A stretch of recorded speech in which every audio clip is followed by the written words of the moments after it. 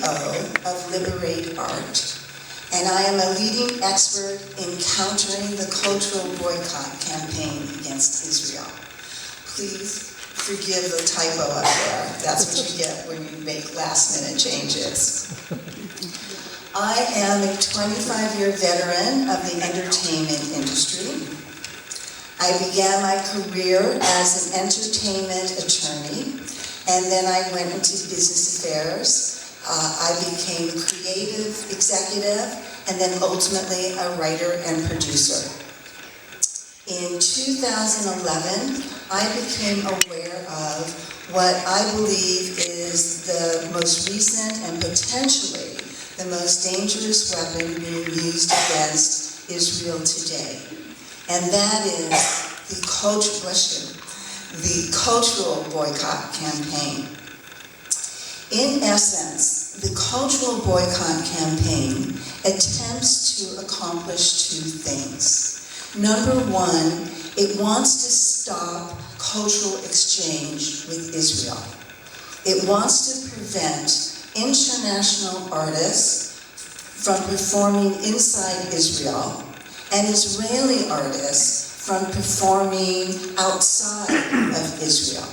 So that's one objective, which is to create a boycott. But there's a second objective, and that objective is to use the name and likeness of celebrities to propagate slanderous misinformation about Israel and poison hearts and minds across the globe. When I became aware of this, I immediately got involved, and I have personally reached out to the representatives of close to 1,000 artists who were targeted by this campaign. And then in 2014, I worked together with other high-level members of the entertainment industry, and we circulated a statement in support of Israel's right to defend herself. And it was ultimately signed by over 300 top names in the entertainment industry, including Arnold Schwarzenegger, Sylvester Stallone, and Kelsey Brown.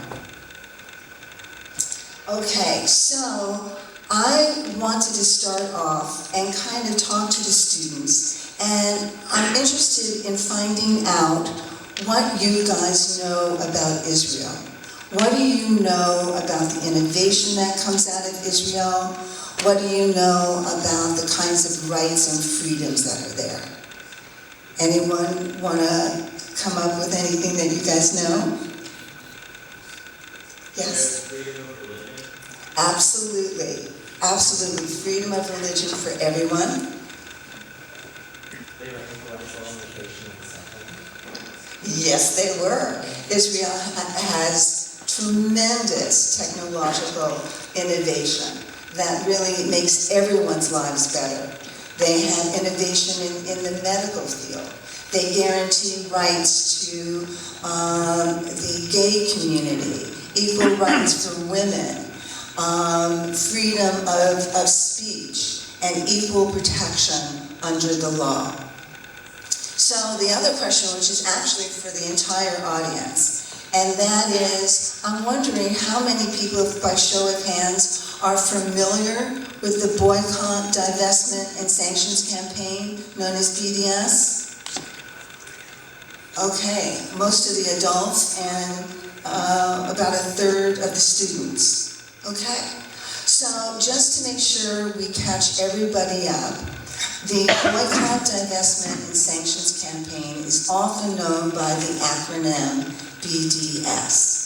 And the sanctions refers to a campaign to get the nations of the world to punish Israel for alleged crimes against humanity.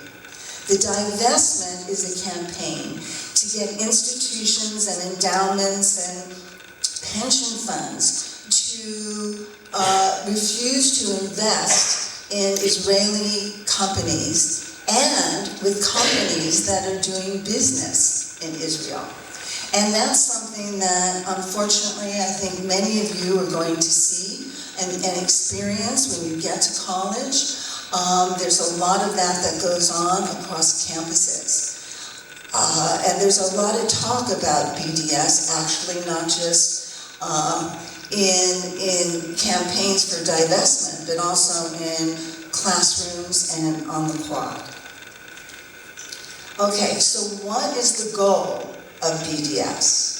The goal, and excuse me, I left out the B for boycott. And there is an economic boycott campaign, an academic, a sports campaign, and then of course the cultural campaign, which is what we are talking about this evening. And what do all of these have in common? Well, they all have the same goal. And that goal is to isolate and destroy Israel. You know, we've become more and more aware of anti-Semitism that's going on, and recent events a week ago in Pittsburgh, I think, has really brought this even closer to home for many of us. Well, the BDS movement is an anti-peace and anti-Israel campaign and movement that fuels anti-Semitism.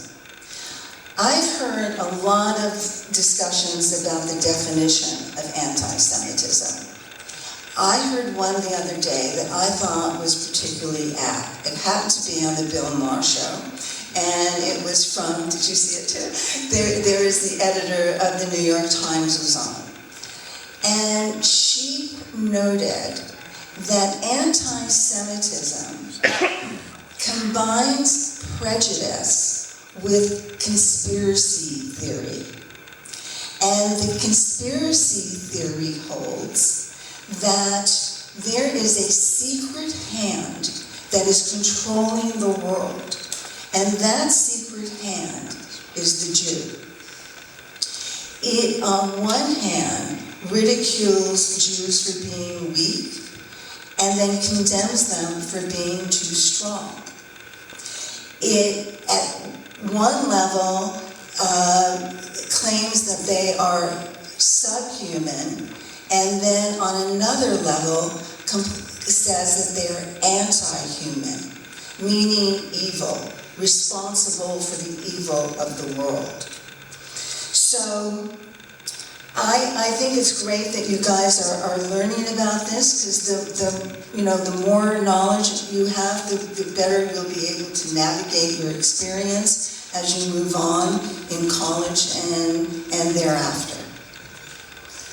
So the thing that differentiates the cultural boycott campaign and what makes it so incredibly dangerous is that these messages of Israel being evil,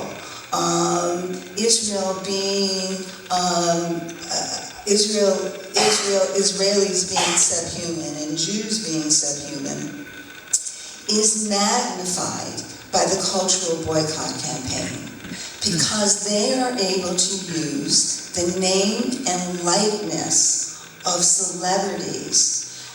They take the name and likeness and attach it to their misinformation and propaganda. And, terrible things happen. Farrakhan, that was a huge event recently. Farrakhan called Jews termites. That's an example of how weak they are and making them subhuman. And that that gets a certain amount of attention, which unfortunately I think died out way too quickly. But then, when you hear about boycott campaigns going on that involve the Rolling Stones, Rihanna, all these huge artists, that gets played and picked up by publications across the world and continues to circulate in social media. Okay, one huge misunderstanding I wanted to dispel, and that is a lot of people think that the cultural boycott campaign is actually an artist campaign, that there's all these artists out there that want to boycott Israel. And that's simply not the case. In fact, it's not that successful as a boycott. Hundreds of artists go to Israel every single year, in spite of being personally targeted. What it is, however, making an impact in terms of spreading misinformation. So this is basically what happens. What happens is that when an artist wants to perform in Israel, they get targeted by BDS and pressured to cancel. And the message and the system is always exactly the same. Israel is accused of anti-human activity, of being racist, apartheid, killing children, being a human rights violator. And then they say to the artists in their multimedia campaign that if you keep your concert date in Israel, that means that you support racism and apartheid and the murder of small children. So this is just as much an assault and slander of the artists themselves as it is of Israel. And here are just a few slides. It is so easy to find. If you guys simply Googled, don't play apartheid Israel and popped in images, social media is littered with it.